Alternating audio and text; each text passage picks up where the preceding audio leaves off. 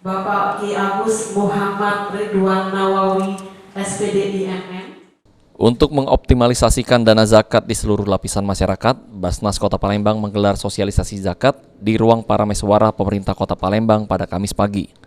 Kegiatan ini turut dihadiri seluruh lapisan pengumpul zakat musola dan masjid di 4 kecamatan Kota Palembang, dihadiri juga Ketua Basnas Palembang dan Sumsel, Ketua Basnas RI, serta perwakilan Wali Kota Palembang. Dalam kesempatan tersebut, Ketua Basnas Kota Palembang mengatakan sosialisasi ini salah satu program Basnas tahun 2022. Diharapkan setiap musola dan masjid sebelum bulan Ramadan nantinya, seluruh masjid sudah terdaftar sebagai unit pengumpul zakat UPZ.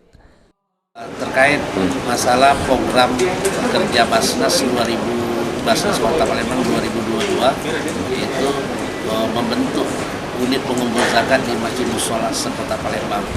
Karena target kami sebelum bulan puasa ini diharapkan seluruh masjid dan musola Kota Palembang mereka sudah terdaftar sebagai unit pengumpul zakat di masjid musola masing-masing. Ketua Basnas RI Ki Agus M. Thohir menghimbau kepada pengurus Basnas untuk memanfaatkan teknologi digitalisasi sehingga pengumpulan zakat bisa melalui website atau aplikasi, sehingga bisa mempermudah masyarakat yang ingin berzakat. Pada era teknologi digitalisasi sekarang ini, tentu saja kita manfaatkan kelebihan dari internet, ya, digital.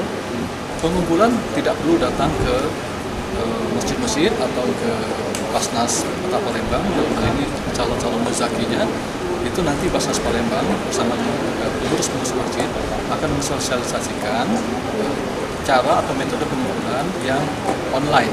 Ya, dengan begitu kita insya Allah tetap bisa melakukan tugas-tugas kita dan muzaki pun tetap bisa menyalurkannya zakatnya masing-masing tanpa kita harus terkena resiko kalau kita misalnya datang ke kantor dan sebagainya. Jadi alhamdulillah dengan teknologi digital sekarang ini itu kita bisa atasi tanpa kita bertemu langsung. Baik. Sementara itu, Ketua Basnas Sumsel Najib Haitami akan mendukung program Basnas Kota Palembang seperti melakukan sosialisasi zakat kepada masyarakat di Kota Palembang. Abidin Riwanto, PAL TV.